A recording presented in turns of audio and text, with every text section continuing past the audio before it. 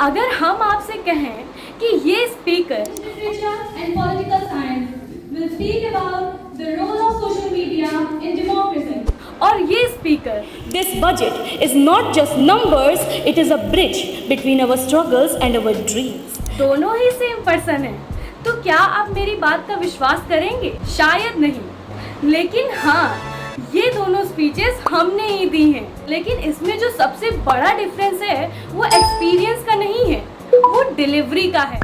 पहले मेरी स्पीचेस में भी बहुत सारी मिस्टेक्स होती थी। कभी वॉइस फ्लैट हो जाती थी, कभी आई कांटेक्ट मिस हो जाता था और कभी गेस्चर्स करना भूल जाते थे। लेकिन धीरे धीरे प्रैक्टिस, फीडबैक और कंसिस्टेंसी की वजह से हमने अपनी स्पीच डिलीवरी में बहुत इम्प्रूवमेंट की।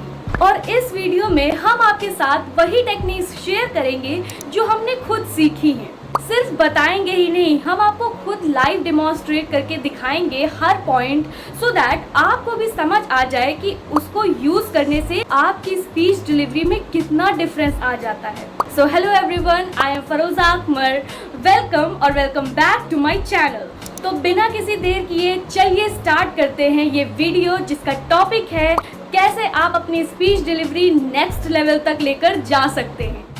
पॉइंट नंबर 1, स्पीच को समझो, रटो मत। इस पॉइंट को समझाने के लिए हम आपको अपनी एक ओल्ड क्लिप दिखाएंगे जिसमें हमने स्पीच वर्ड टू वर्ड रटी थी और उसकी वजह से हम अपनी स्पीच नेचुरली डिलीवर नहीं कर पाए थे। In conclusion, let us remember to respect everyone's health rights, fight stigma, and spread awareness.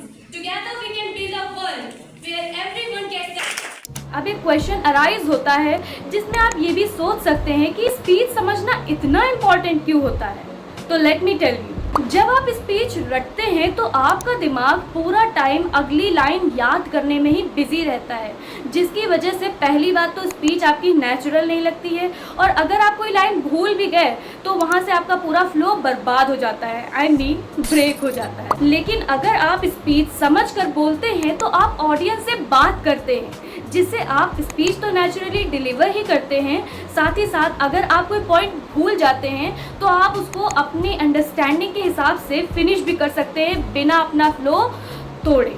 अब वही क्लिप जो हमने आपको पहले दिखाई थी डेमोन्स्ट्रेशन में, जिसमें हमने गलती करी थी स्पीच रटकर, अब हम उस स्पीच को फिर से समझ कर बोलेंगे, आपके सामने करके दिखाएंगे, सो दैट आपको भी समझ आ जाए कि देखिए कितना बड़ा डिफरेंस आ गया है दोनों ही स्पीचेस में। In conclusion, let us remember to respect everyone's health rights, fight stigma, and spread awareness. Together, we can build a world where everyone gets the care and respect they deserve. Thank you. कुछ notice किया? हमने speech को रटने की जगह उस message को deliver करने पर फोकस किया, जिससे मेरी स्पीच नेचुरल और कॉन्फिडेंट लगी। Point number 2, voice modulation.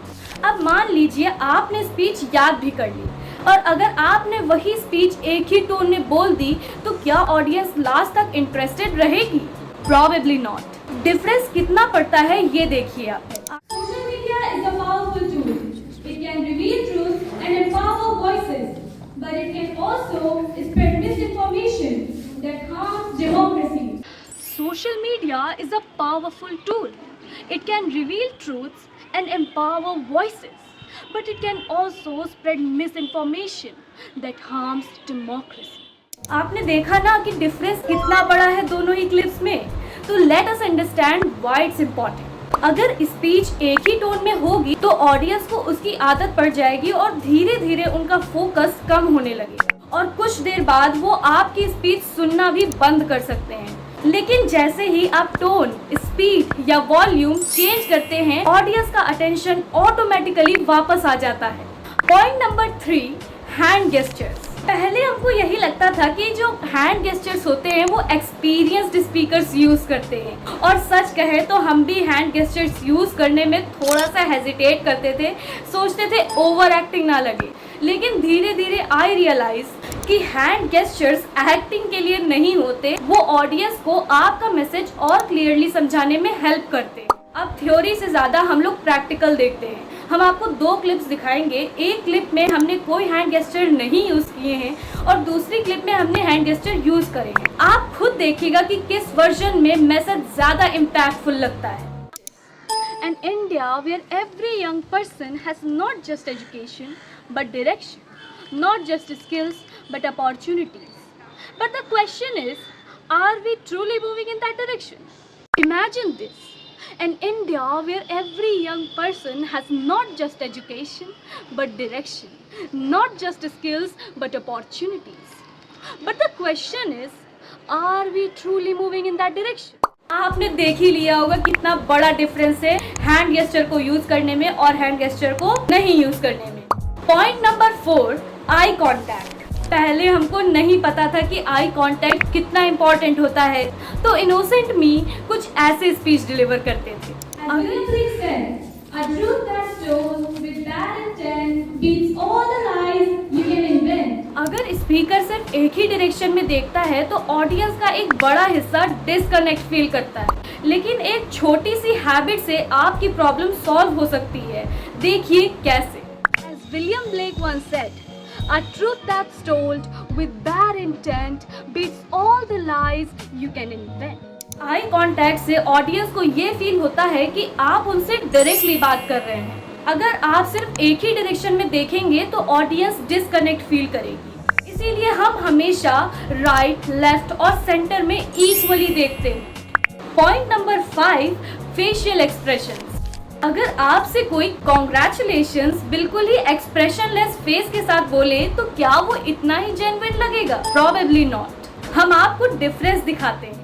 Congratulations on your win. Congratulations on your win. अक्सर लोग वर्ड्स नहीं सुनते हैं बल्कि स्पीकर के फेशियल एक्सप्रेशंस भी रीड करते हैं। जब एक्सप्रेशन और वर्ड्स मैच करते हैं तो स्पीच ज़्यादा जेन्युइन लगती है। Point number 6, pauses.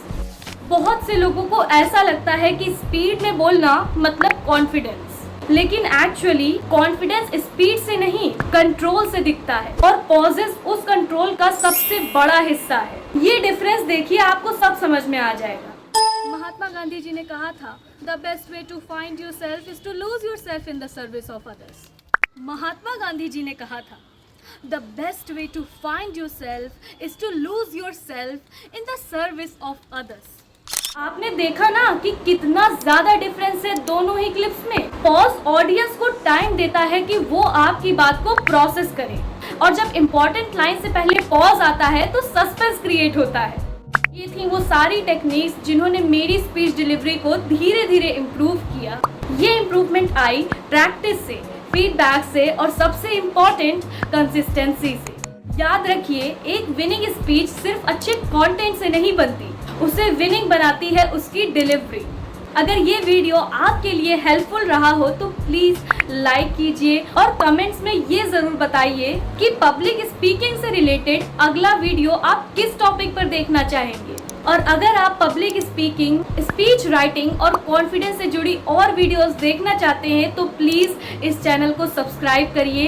And please guys help me reach 200 subscribers by the end of this month. I will be very grateful for all of you. हम आपसे मिलते हैं नेक्स्ट वीडियो में। तब तक के लिए keep learning, keep speaking and keep growing.